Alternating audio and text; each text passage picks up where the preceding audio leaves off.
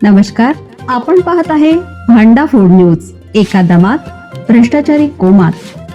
Social media, कर्जबाजारी, गुन्हेगारी, सट्टेबाजी, चोरी, मटका, जुगार, दारू, सावकारशाही, न्यायाच्या प्रतीक्षेत प्रशासन.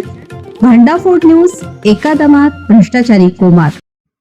निवेदीची वाट न पाहता आयुक्त ऍक्शन मोडमध्ये. सांगलीत 17 प्रमुख नाल्यांची साफसफाई सुरू.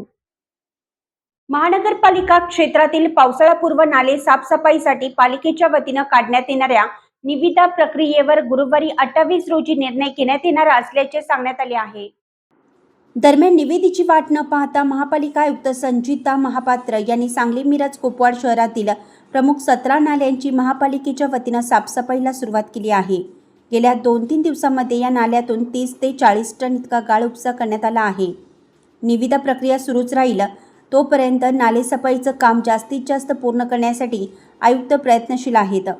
पालिकेला उद्या सुट्टी असली तर आज निविदा प्रक्रियेवर महापालिकेत मोठा खल झाला. नालेसफाईसाठी 6 निविदा आलेल्या आहेत. आता हे काम कोणाला मिळणार याबाबत उत्सुकता लागून राहिली आहे.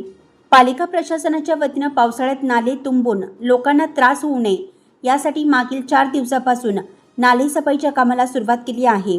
सांगली, मिरज व कुपवाड शहरामध्ये लहान मोठे मिळून 83 नाले आहेत. त्यापैकी 17 मोठ्या नाल्यांची साफसफाई सुरू करण्यात आली आहे. भुंबे गटार, शेरी नाला, मीरा हाऊसिंग सोसायटी जवळील मोठा नाला, चैत्रपन सोसायटी नाला, हरिपूर रोडवरील नाला असे काही मोठे नाले शहरात आहेत. या बाजूला नाल्याची साफसफाई सुरू असली तरी नाल्यावरील अतिक्रमणे आणि अनधिकृत बांधकामे याबाबत मात्र महापालिकेकडून कारवाई केली जात नाही. याबद्दल नागरिकातून आश्चर्य व्यक्त करण्यात येत आहे. पावसाळ्यात शहरात दरवर्षी नाले तुंबून राहतात. सांगलीत पुराचं पाणी साचून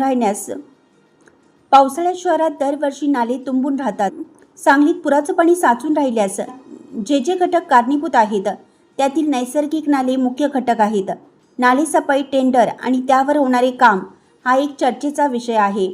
नागरिकांना महापालिकेच्या टेंडर आणि इतर भानगडीमध्ये कोणताही रस नाही.